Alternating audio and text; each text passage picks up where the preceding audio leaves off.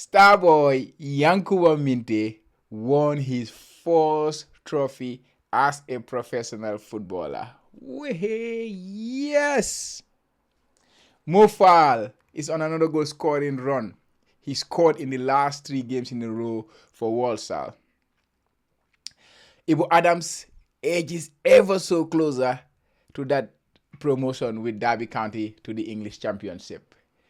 Lamin Jawo scores for Malada Boleslav in Czech Republic. Alassana Irajian made his first start for Port Brezova in Slovakia.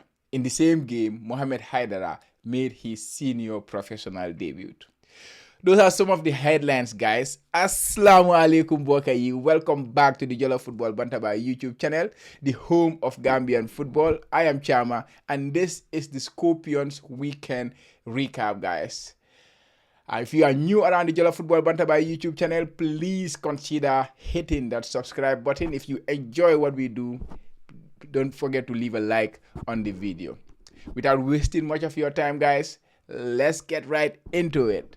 So today we start in the Netherlands, of course, because what? Yankuba Minteh won his first professional trophy, and I think this is a big thing for his career, and it is massive for Gambian football as well, because everybody wishes this kid well, and we know the future of Gambian football is on his hands. Not to put pressure on him, but that is the reality, and I'm sure this kid has embraced that, So this weekend, Feyenoord were in the cup finals.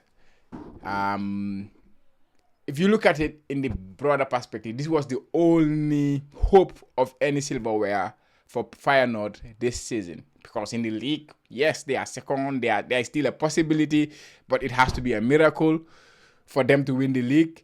But it is almost a done deal there. PSV are going to win that because the gap that PSV have over Feyenoord is quite massive. So this was the only chance of silverware for Feyenoord. And they were playing against NEC. And on paper, I think everybody, if you were putting your money on who's going to win that game, it's going to be Feyenoord. But it didn't turn out as easy as that. Because, these are finals. That's why finals are a beautiful thing, because sometimes the unexpected happen in football. You expect a team to come and, batter a team in a final, and then it does not turn out like that. Thank God, the favorite tag did not really flatter Feyenoord. They still came out on top. They won the cup 1-0, which meant our boy Minteh won his first trophy. The semi-finals, the lead up to the final, he was the star player in that game. So he did not have the best game in the finals. Let's put it like that. That is the reality. But at the end of the day, who cares what you did in the final? All what matters in the final is, did you take the cup home? And Feyenoord did just that. But looking at the performance from Yankuba Minteh, which we usually do here, which is, look at the weekend performance of Gambian footballers. I would say a few things about his performance in the game. It was not his greatest game. Let's say like that. He was not winning most of his duels. He was not getting everything going his way. He got a yellow card early in the game, and then at the 72nd minute he got another yellow card, and then he was shown his matching orders, and he was off. But by that time, Feyenoord were in a 1-0 lead, and the game was very cagey. The game was very tight at that moment.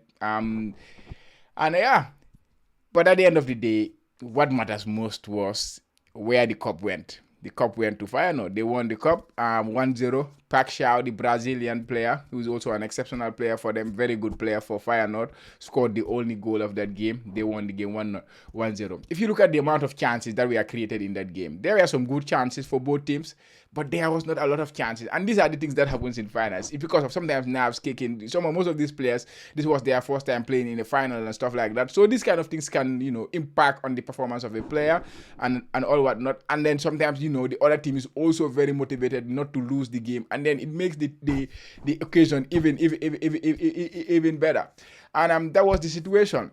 But thank God, Feyenoord are the cup winners. So congratulations to our star boy, Yankuba Minteh, on winning his first professional trophy. His first trophy in his professional career. So congratulations, Starboy. The whole country is proud of you. Everybody in the Gambia is really happy for him. If you look at it, in this, like, you go to social media, like nowadays tons of Gambians are following updates and stuff like that, which is a lovely thing to see. I love to see it. Like sometimes you don't even need to do a post. Like somebody else has already done exactly what you wanted to do. So yeah. So it's beautiful thing that how many Gambians are engaged in Gambian football and how many Gambians are aware of what is going on around with Gambian footballers. It is insane. It is amazing. Let's just keep it up. Let's keep doing it. Will only help our football to grow if we know what we are talking about, if we know what is going on with our Gambian footballers in their respective clubs. So again, guys, congratulations to our star boy Yankuba Minteh. That's it. Next one, we move on to England. England is an interesting place right now. Just recently, we saw Ibu Toure, enjoying his trophy with Stockport County, and also the promotion. Jacob Mendy, we all also already discussed that last week. We are still waiting on Ibu Adams to also complete that promotion with Derby County, but they are in a very, very, very strong position. Bolton drew their last 2 games, and then Derby won their last 2 games, which now meant that they are. They just need a draw in their final game. Yeah, their final game is against Cambridge. If they get a draw against Cambridge, if they just need 1 point against Cambridge to gain that promotion, okay, even a lose will not be a problem for them because the goal difference is quite big. I think it's 4 or 5. They just need to get that 1 point in the final game against Cambridge. Cambridge are the bottom club in the league. They are already relegated. Was also involved in that game as usual. He has not missed a single game for Derby since he moved there on loan. 16 games, 16 starts. So yeah, they are getting the best of him because they are keeping him playing, and that is when you can get the best of Ibu Adams. Elsewhere in League 2, Faal was in action for Walsall. They had a very disappointing result. That's how we put it first. They lost 3-2 when they were leading 2-0. Faal scored one of those goals, another brilliant goal, a headed goal from him. But his team were a little bit, naive, or they threw away the 2-0 lead, and they ended up losing that game 3-2. But on the positive note, Faal scored, and that is now his scoring in the last 3 games in a row. He did that when he was at Doncaster. He's usually this player. Sometimes he goes through runs without scoring, and then you are worried about him. But sometimes when he's in his groove, when he starts scoring, he kind of put in a very good scoring run. So he scored 15 goals. I think 12 in the league, and then he scored 1 in the FA Cup and 1 in the EFL Cup. So he's having a very, very, very good season, considering this is his 4th season at this level. So the sky is the limit for himself too. And like I said last time, he gave me a vibe of Adebayo, former Arsenal striker. He's lanky, tall, but so good with the ball at his feet. So he's too technical for his height. So sometimes when players are too tall, they don't have these technical abilities. They don't match together. Sometimes they are more of a target man, good players with the header and stuff like that. But he is so good with his ball, with his technical aspect. He good with the ball on his feet. He can dribble past people, So he's a threat. He's a big threat, and he has a massive career ahead of him. Hopefully that will also mean he's represent Gambia. Of course, he was born in the Gambia. And then, but he is now a UK citizen. But it all depends on what we want from him. He has already expressed his will to represent the Gambia. He already said it explicitly that he was just waiting for that phone call to represent Gambia, which never came for him. So that was during the Under-20 World Cup that we went to in Argentina.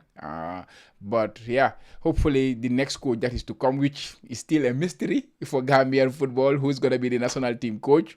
Hopefully that coach will consider players like Faal, because he's having an exceptional season with his club in England League 2. Now we move to France, but we start with Metz.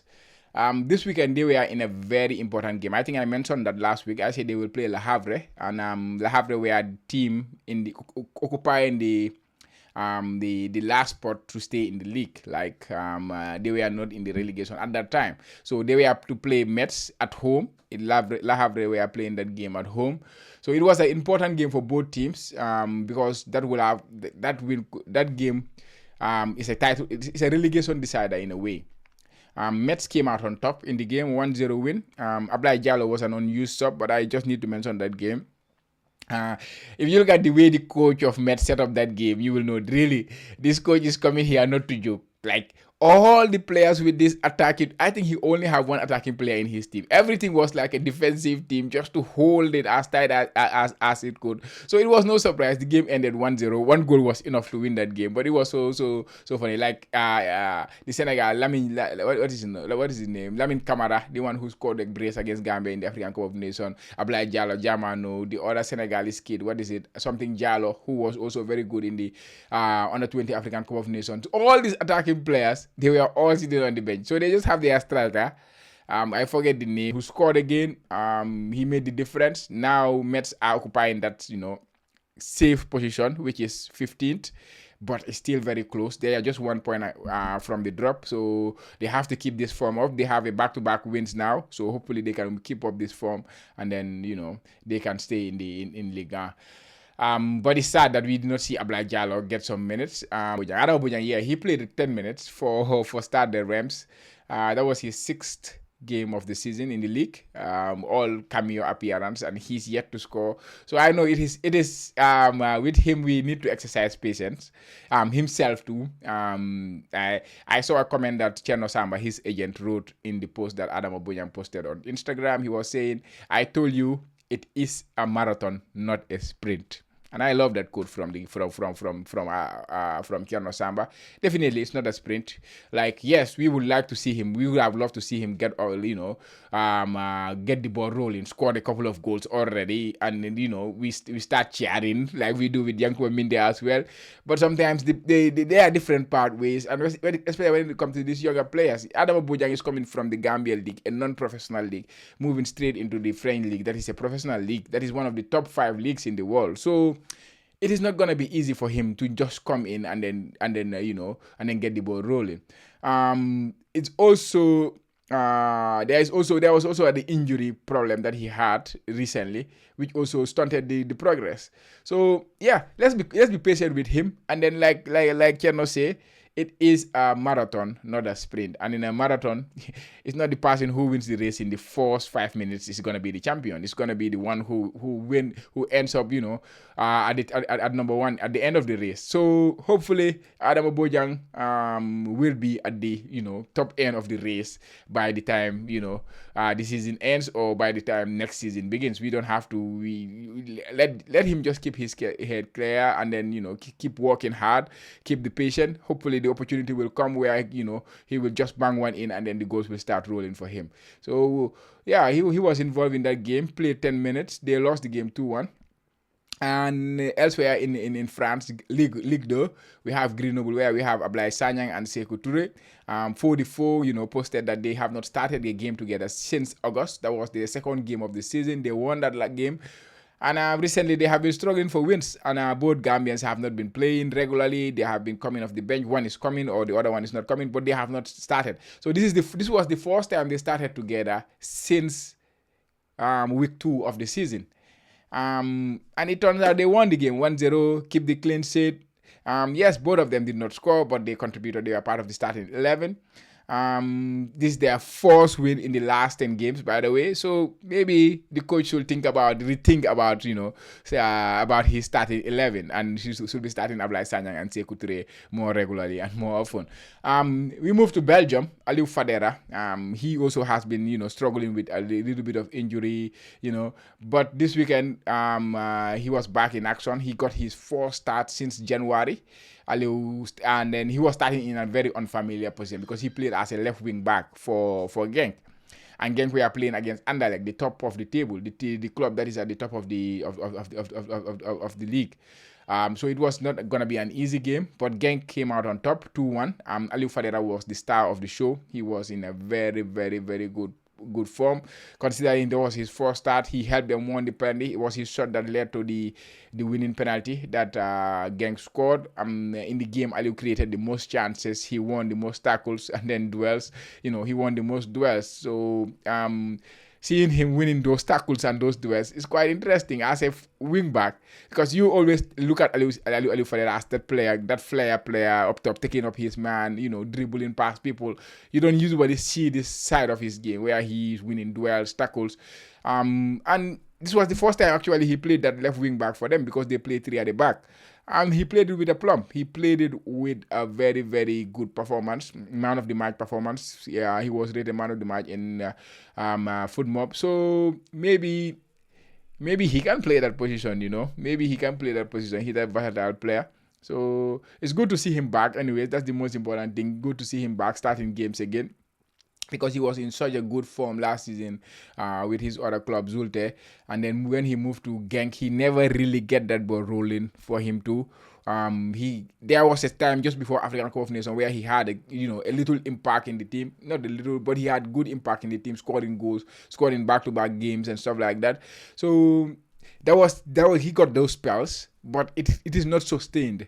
Like, he's not doing it on a regular basis like he was doing it last season with his other club. So if you compare last season what he did and this season, you would say last season was a better season. But who knows? There are still a few games to go. There are still 5 games to go. Genk are pushing for that title in Belgium.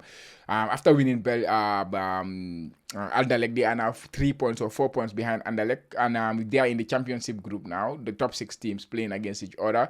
So who knows? Anything is possible if they can keep up this form, win all their games. Who knows? They might be the champions of the Belgian league come the end of the season. Next we move to Czech Republic. Lamin Jao, he's also doing a decent job in Czech Republic. He scored their second goal. They won 2-1 this weekend. Lamin Jao gave them a 2-0 lead, and then the other team, later got a consolation goal.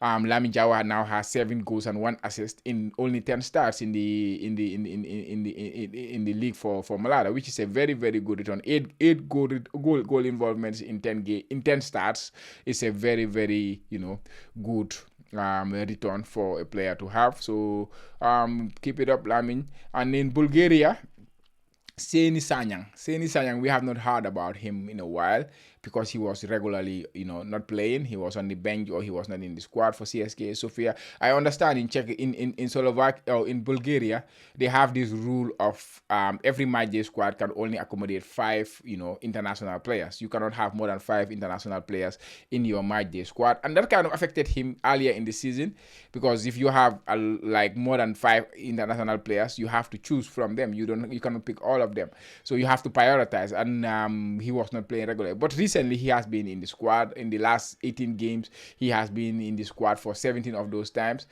coming in here and there, getting a few cameos, 1 minute, 5 minutes, but he's never really gripped it. This weekend he started for the first time since August himself too. For the first time he started since August. And his club, CSKA Sofia, came from behind to win the game 3-2, a very, very important win for them. And the winning goal was assisted by Seni Sanyang, a very good cross. He crossed the ball into the far post, and then his teammate came from the back post and then tapped the ball home. And now that win meant that CSKA Sofia finished second in the regular season of the Bulgarian league. What does that mean? They finished second mean they go into the championship round, where the top 6 teams in the league, they will play against each other, and then from then the title winner will be decided. At the top of that league is Noha Sonko Sonbak with his team Ludogorets. Ludogorets are in a very, very healthy position. They have 12 points ahead of CSKA Sofia, which means it will be very, very difficult for any team to turn this thing around. CSKA, they can still push for second, because second place is also very, very important. You can qualify for the European competition like the Europa League. So that will be very important for CSKA Sofia. Good to see Seni back. Ludogorets, they won 2-0. Noha was not involved because, come on, the gap is too huge. The coach is trying to give as many minutes as possible to all other players in that team. In Italy, Ibrahim Adabo played the full 90 minutes in a goalless draw for Sampdoria. Virtus Verona won 3-1. CSCB was between the sticks again. He was unlucky not to keep the clean sheet. He conceded a late goal.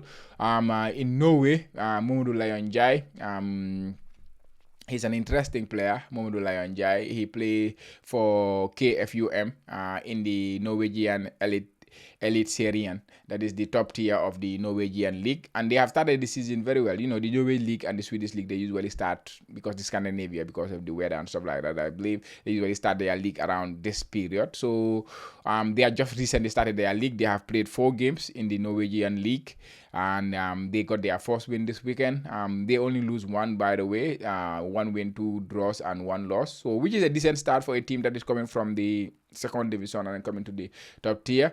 And Mamadou Lion Jai has been in exceptional good form for them so far this season. Like if you look at his numbers in every single game, he's doing very well, and this week was no different. They won the game 2-0 over the weekend against Sapsborg, and Lion won everything. He was winning all the tackles, he was winning all his headers, and then his duels in the ground. He won 4. He contested 4 duels. He won all the 4 duels. So I was asking the question, is it time to call him into the national team squad? Of course, he had the option to play for Norway as well. So we have these players, tons of them, which I promise that I will do that video on which players will can play for Gambia, and Mamadou Lion Jai is one of them. And he's playing for KFUM in the top tier of the Norwegian league, and he's starting every single game. He has started all 4 games so far this season. They usually play 3 at the back. He's the one who plays in the middle of the center of the 3. I just saw some posts also on Twitter, like he was very, very good for them last season in the league, which of course we followed him. And so is it time to call him up to the national team? The Gambian national team play in 6 weeks, so I think whoever the mystery coach is should be thinking about the players he should be inviting to the national team. Slovakia, Podbrezova, they lost 2-1, but there are some important events there. Alassane Yirada make his first start for them. He played just over 60 minutes in that one, which is good to see.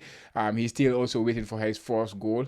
You remember in the GFF League, he was killing it earlier in the season with Real de Banjo scoring hat-trick against Walidan, he moved to Slovakia. It's not easy moving to a professional league. No matter how the level of the professional league is, it's not easy. But hopefully, it's all about time. We borrow the phrase from Cherno Samba. It's a marathon. It's not a sprint. So let's think about it like that, and then wait for the moments. The chances will come, and then when they come, when we take them. Mohamed Haidara was also involved in that one. That was his senior debut for Port Brezil. That was the first time he played for the senior team. He has played a lot for the youth teams, but he has never represented them at the senior team. Rakitic, we all remember Rakitic, BST Galaxy last season. He had a very good season, helped them gain that promotion to the DFF First Division. He has been doing well for the youth teams too. It is surprising that it took him this long to make his professional debut or the senior debut, but finally he has made it. So hopefully, from now on he will start to accumulate more minutes, and then build up his playing time, and then try to cement the place in that team. Mohamed Bajo was also involved in that game. He's now a regular in that team. He's now a key player for them. He starts every game for them. He played the 90 minutes in that one. In Swiss, both Ibrahim Okoli and Seydi Janko, they were on the bench. Actually, Janko came off the bench for the final 22 minutes. And then check what's his name, Young Boys. They won that game, and finally in Turkey, Besiktas beat Ankara Gucu 2-0 on Friday. Captain Omar Koli was not involved in that one. According to the article from Buba Jallo Falabore, he's nursing an injury, or he's nursing a head injury. Alieu played for Ankara Gucu, but it was not to be for Ali. He has been in decent form recently. He has scored or assisted in the last 3 games prior to this game, but he played 90 without scoring this time around. So guys, that is it. That was the Scorpions recap, the weekend recap of the Gambia professional players. I hope you enjoyed the video. If you do, please consider hitting that like button, and do not forget to subscribe to the Jollof Football Bantabai YouTube channel. Until we come your way again, guys, goodbye.